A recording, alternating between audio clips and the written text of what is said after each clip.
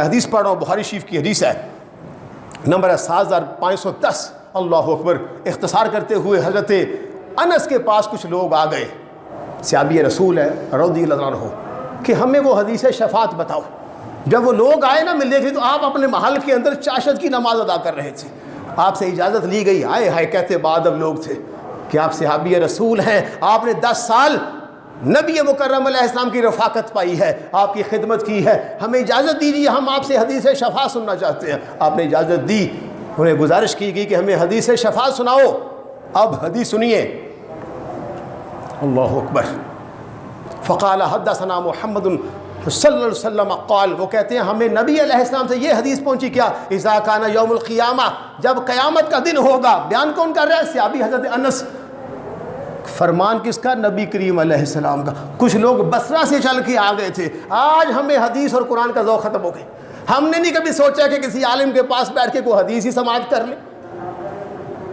یہ کرنی چاہیے، ہمارے پاس ٹائم بہت ہوتا ہے، یہ ویسے ہی ہمیں وہم ہے کہ ہمیں ٹائم نہیں ہے۔ 3 گھنٹے لوگ موبائل پہ گزار دیتے ہیں، 6 گھنٹے لوگ تاش کھیلتے رہتے ہیں۔ برادران مکرم، تو حدیث کے الفاظ اذا کان یوم القیامہ ما جناسا، کہتے ہیں میرے نبی نے فرمایا قیامت کا دن ہوگا، لوگوں کا ہجوم جمع ہو جائے گا جیسے عوام کا سمندر آتا ہے، جنب غفیر آتا ہے۔ بعضهم فی بعض، اور بعض لوگ کیا کریں گے؟ توجہ، حدیث ہے، حوالہ بولیے اونچی بات میں، حوالہ میں نے کیا بتایا ہے؟ بولو اونچی بولو، بخاری شریف، اونچی بولیا کرو، ڈرتے کیوں؟ حدیث کا حوالہ سارے بولیے، کیا؟ ہاں جی، یہ بخاری شریف ہے، اور الحمدللہ یہ بخاری ہے، یہ ساری کی ساری ہماری ہے، اور اس میں فرامین محبوب باری ہے، سارے بعد عقیدوں پہ یہ کتاب بھاری ہے، پر وقت کا تقاضا ہم اس سے لپٹ جائیں، اس سے چپٹ جائیں، اس کو تھام لیں، پھر ہم بچیں گے۔ تو فرمایا فیاتون آدم علیہ السلام، بعض لوگ آدم علیہ السلام کے پاس آ جائیں گے۔ آئے، یہ میرے اللہ کی شان ہے کہ معاشر کا میدان ہوگا، وہاں انبیاء بھی ہوں گے، مرسلین بھی ہوں گے، اصحاب و اہل بیت بھی ہوں گے۔ تو لوگ کس کے پاس آئیں گے جی؟ آدم علیہ السلام کے پاس۔ کہیں گے کیا؟ فیقولون، ان سے کہیں گے اشفع لنا الی ربک، رب کی بارگاہ میں وہ توجہ کریں جو کہتے ہیں اللہ کی بارگاہ میں کوئی بھی کچھ نہیں کر سکتا۔ اور میں نے کہا ان کو کس نے بتایا معاشر کے میدان میں کہ آدم کے پاس جاؤ؟ بخاری ہے، بخاری کسی نجدی سے نہ پڑھنا، بخاری جب بھی پڑھو کسی داتا کے غلام سے پڑھنا، کسی خواجہ اجمیر کے نوکر سے پڑھنا، کسی بابا فرید گنج شکر کے خادم سے پڑھنا، جس کے سینے پہ ان کی توجہ ہو اور ان کے اندر سے عشق رسول کا نور نکل رہا ہو۔ اللہ مجھے بھی توفیق عطا فرمائے توجہ۔ کہیں گے کیا ان کو کس نے بتایا یہ آدم ہے؟ آج کہتے ہیں نہ کو وسیلہ، نہ کو واسطہ، نہ کو نبی، نہ کو رسول، شرم آنی چاہیے۔ ایسی بدعقیدگی ناپاک سوچ سے اللہ ہمیں معاف فرمائے۔ تو حدیث کیا ہے؟ لوگ کس کے پاس جائیں گے؟ آدم علیہ السلام کے پاس۔ تو کہیں گے کیا؟ اشفع لنا الی ربک، اللہ کی بارگاہ میں سفارش کر دو۔ سوا نیزے پہ سورج آ چکا ہے، کانوں تک پسینہ جو ہے برس رہا ہے، پسینے میں شرابور ہو چکے ہیں، اللہ قدوس آج بڑا جلال میں آ چکا ہے، جائیں تو کدھر جائیں؟ جناب آدم کچھ کرو نا۔ ہائے ہائے ہائے، فیقولوا لست لہا، آدم کہیں گے آج شفاعت عظما میرا مرتبہ نہیں ہے، آج میرا یہ مقام نہیں کہ میں شفاعت کا آغاز کروں، ابتدا کروں۔ پھر کیا ہوگا؟ وَلَٰكِنْ عَلَيْكُمْ بِإِبْرَاهِيمَ فَإِنَّهُ خَلِيلُ الرَّحْمَٰنِ، آدم کہیں گے یہ تمہیں بتاتا ہوں، ہاں تم ابراہیم کی بارگاہ میں چلے جاؤ نا، وہ اللہ کے خلیل ہیں، ہو سکتا ہے آج اللہ ان پہ مہربانی کر دے، ان کے پاس جانے سے تمہاری بات بن جائے۔ پتہ چلا گناہ گاروں کی بخشش کا سامان پیدا کرنا انبیاء علیہم السلام کی سنت ہے۔ لوگ پریشان تھے، یہ نہیں کہا بھی میرے پاس کیوں آ گئے ہو، کیوں شرک کر رہے ہو، نہیں، پتہ چلا نبی کے پاس جا کر دعا کروانا، نبی کی شفاعت پہ بھروسہ کرنا شرک نہیں ہے بلکہ عین توحید ہے۔ توجہ جی، تو کیا ہوا جناب؟ کہیں گے ابراہیم کے پاس جاؤ، فیاتون ابراہیم، لوگ ابراہیم علیہ السلام کے پاس آئیں گے۔ کس نے بتایا؟ نبی کریم نے بتایا۔ لوگ کہتے پتہ ہی نہیں ہے، اور جس کو پتہ نہیں ہو محشر کی خبریں کیسے دے سکتا ہے؟ آپ کو سمجھ آ رہی ہے؟ جس کو اللہ نے ما کان و ما یکون کا علم سے مالا مال نہ کر دیا ہو، وہ کیسے بتا سکتا ہے کہ وہاں کیا ہوگا؟ آپ کو سمجھ آ رہی ہے؟ فرش پر بیٹھ کر میرا نبی حدیث بیان کر رہا ہے اور بتا رہا ہے کہ محشر میں یہ ہوگا، صدیوں بعد جو ہوگا وہ بھی میرے نبی کی نگاہ نبوت کے سامنے۔ تو کہا فیاتون ابراہیم، لوگ ابراہیم کے پاس آئیں گے، وہ کیا؟ فیقولوا لست لہا، کہا نہیں، آج میرا مقام نہیں ہے، اللہ کا نبی ضرور ہوں، رسول ضرور ہوں، خلیل ضرور ہوں، پر آج میرا مقام نہیں ہے کہ میں شفاعت کا آغاز کروں. پھر وہ کیا کہیں گے؟ وَلَٰكِنْ عَلَيْكُمْ بِمُوسَىٰ فَإِنَّهُ كَلِيمُ اللَّهِ. وہ کہیں گے آج تم موسیٰ علیہ السلام کے پاس جاؤ. لو دیکھو نبی کے پاس بھیج رہا. آدم نے ابراہیم کے پاس بھیجا, خدا کے پاس نہیں بھیجا. پتہ چلا آدم علیہ السلام کا بھی عقیدہ یہ ہے کہ اللہ کی بارگاہ میں نبیوں کا بڑا مقام و مرتبہ ہے. سمجھ آ رہی ہے؟ ہاں جی توجہ سے. کہا موسیٰ کے پاس جاؤ فَإِنَّهُ كَلِيمُ اللَّهِ. وہ اللہ سے ہم کلام ہوتے تھے. وہ ان کا کلمہ کیا ہے؟ لا الہ الا اللہ. موسیٰ کلیم اللہ. پھر توجہ چاہوں گا. فَيَأْتُونَ موسیٰ علیہ السلام. لوگ جناب موسیٰ کی بارگاہ میں آئیں گے. فَيَقُولُ لَسْتُ لَهَا. وہ بھی یہی کہیں گے آج میری باری نہیں ہے, آج میرا مقام اور مرتبہ نہیں. اللہ کا رسول ہوں, اللہ کا نبی ہوں, شان و شوکت والا ہوں, صاحب تورات ہوں, جلالی بڑا ہوں, پر آج مجھے اجازت نہیں ہے. وہ کیا کریں گے؟ وَلَٰكِنْ عَلَيْكُمْ بِعِیسَىٰ فَإِنَّهُ رُوحُ اللَّهِ وَكَلِمَتُهُ. جناب موسیٰ کہیں گے ہاں اللہ اس کے جلال سے ڈرتے ہو نا تو پھر عیسیٰ کے پاس چلے جاؤ. نبی دوسرے نبی کے پاس بھیج رہے ہیں. لو جہاں کہتے ہیں نہ کوئی وسیلہ نہ کسی کے پاس جانے کی حاجت. اور میں نے کہا آدم نے خدا کے پاس نہیں بھیجا, جناب ابراہیم نے خدا کے پاس نہیں بھیجا, جناب موسیٰ نے خدا کے پاس نہیں بھیجا, بلکہ نبیوں نے نبیوں کے پاس بھیجا ہے تاکہ لوگوں کو پتہ چلے کہ سارے نبی آپس میں ایک دوسرے کے بھائی ہیں اور ایک دوسرے کی تعظیم و تکریم کرنے والے ہیں. پھر توجہ چاہوں گا. فَيَأْتُونَ عیسیٰ علیہ السلام. لوگ عیسیٰ علیہ السلام کے پاس. کوئی غرض مند دیوانہ ہوتا ہے. اللہ کا قہر ہے, جلال ہے, غضب ہے. نہ آدم نے سنی, ریفر کر دیا. ابراہیم علیہ السلام نے ریفر کر دیا. جناب موسیٰ نے ریفر کر دیا. اب دیکھیے عیسیٰ کیا کہتے ہیں. فَيَقُولُ لَسْتُ لَهَا. جناب عیسیٰ نے کہا نہیں, آج میرا مقام نہیں, آج میرا مرتبہ نہیں کہ میں تمہاری شفاعت کا آغاز کروں. پھر کروں کیا؟ ہائے ہائے. وَلَٰكِنْ عَلَيْكُمْ بِمُحَمَّدٍ علیہ الصلوۃ والسلام. عیسیٰ نے کہا ہاں تمہاری چارہ گری کا ایک ہی چارہ ہے, تم بے سہاروں کا ایک ہی سہارا ہے.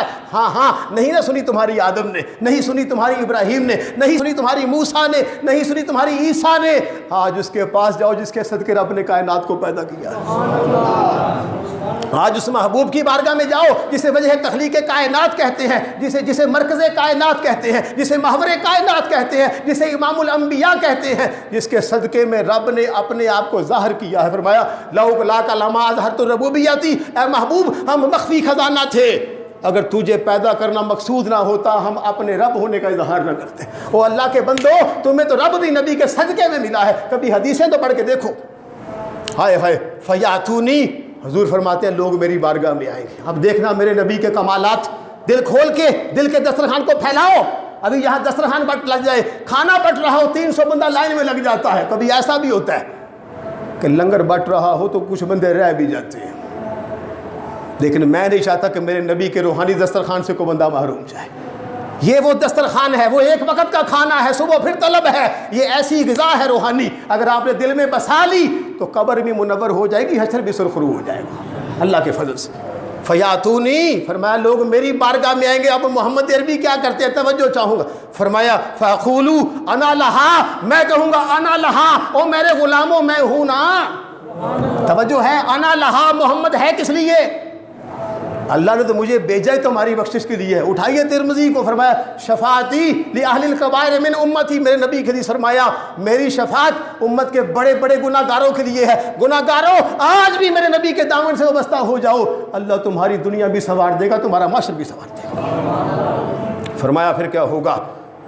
فاستاذن علی ربی. میں اپنے رب سے اجازت چاہوں گا. پھر اللہ مجھے کچھ کلمات ارشاد فرمائے گا, ان کلمات سے میں اس کی حمد و ثنا کروں گا. جب میں اللہ کی حمد و ثنا کروں گا وآخر لہ ساجدہ, پھر میں اللہ کی بارگاہ میں سجدہ کروں گا. او بے نمازیوں, میدان محشر میں بھی میرا نبی رب کی بارگاہ میں سجدہ کر رہا ہے. آج کے بعد تحیہ کرو کہ نماز نہیں چھوڑیں گے, نماز میں نبی کی یاد نہیں چھوڑیں گے. ہائے ہائے ہائے. فرمایا میں سجدہ کروں گا. پھر کیا ہوگا؟ اللہ آئے فیقول. تو اللہ کیا کہے گا؟ اب دیکھیے شان مصطفیٰ, مقام مصطفیٰ, رفعت مصطفیٰ, عظمت مصطفیٰ. توجہ چاہوں گا کیا فرمایا؟ فیقول یا محمد ارفع راسک. اور میں نے کہا نبی نے رکھا سر سجدے میں. اللہ نے کہا نا محبوب چہرہ اٹھا, سر کو اٹھائیے. ارفع راسک, مجھے وہ چہرہ دکھا جسے میں نے مسجد میں دیکھ کے تیرا قبلہ ہی تبدیل کر دیا تھا. اندازہ لگائیے.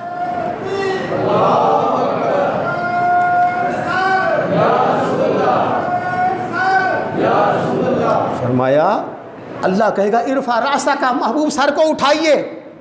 پھر کیا ہوگا؟ وقل یسمع لک، فرماتے ہیں میں جب سر کو اٹھاؤں گا وسلطتا، تو مجھے اللہ فرمائے گا محبوب آج میری بارگاہ میں جو بھی تو مانگے گا، بخاری کی حدیث کہتی ہے آج تیرا رب تجھے عطا کرے گا.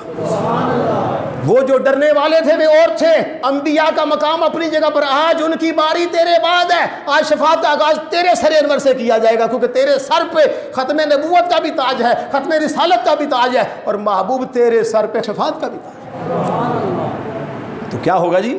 وسلطتا، اللہ نے کہا محبوب سر کو تو اٹھانا، چہرہ تو دکھا، جو بھی مانگے گا عطا کروں گا. پھر وشفاعت الشفاع، ہاں تو جس کی بھی شفاعت کرے گا، میں یہ نہیں کہوں گا کہ کیوں مانوں، بلکہ جس کی تو شفاعت کرے گا اللہ اسے قبول کرے گا. پھر سنیے، ہائے ہائے ہائے، اب آدم علیہ السلام سے بات چلی تھی نا، پھر ابراہیم سے، پھر جناب موسیٰ سے، پھر جناب عیسیٰ سے، پھر آئی امام الانبیاء تک. پھر حضور نے سر کو رکھا سجدے میں، اللہ نے کہا محبوب سر تو اٹھانا، کیونکہ میرا تو معمول ہے، میری تو سنت ہے، تیرا چہرہ دیکھتا ہوں، اپنا چہرہ میرے سامنے لا، جو مانگے گا عطا کروں گا، جس کی شفاعت کرے گا بخش دوں گا. پھر کیا ہوگا؟ توجہ، پھر یہ ہوگا فَقُولُوا یا رب. توجہ، ٹائم نہ دیکھیے، حضور کا تصور کیجئے گنبد خضرا کا. فرمایا کیا ہوگا؟ فَقُولُوا یا رب، میں رب سے کہوں گا. کب؟ جب اللہ کہے گا جو بھی مانگو گے عطا کر دوں گا، جس کی شفاعت چاہو گے بخش دوں گا. میں کیا کہوں گا؟ امتی امتی. بخاری کہتی ہے میرے نبی نے کہا یا اللہ، میدان معاشر میں بھی محمد عربی کہتا ہے میری امت میری امت.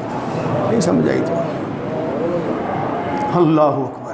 اس وقت کیا کہا جائے گا؟ امتی امتی. فیقول انطلق، اللہ فرمائے گا فاخرج منہا من کان فی قلبہ مثقال شعیر من ایمان. اللہ کہے گا جا میرے محبوب، تیرے امتی میں سے جس کسی کے سینے میں جو کے برابر ایمان ہے اس کو بھی دوزخ سے نکال. اوے شرم کرو، یہ نہ کہو کوئی کچھ نہیں کر سکتا، میرا نبی تو دوزخ میں سے نکال کے جنت میں لے کے جا رہا ہے. اور اذن اللہ عطا فرما رہا ہے، حدیث بخاری میں موجود ہے. کہا محبوب جا پھر جن کے سینوں کے اندر جو کے برابر ایمان موجود ہے نکال دوزخ سے، جا لے جا جنت میں. حضور فرماتے پھر میں سر کو رکھوں گا سجدے میں، پھر اللہ کہے گا سر کو اٹھا محبوب چاہتا کیا ہے؟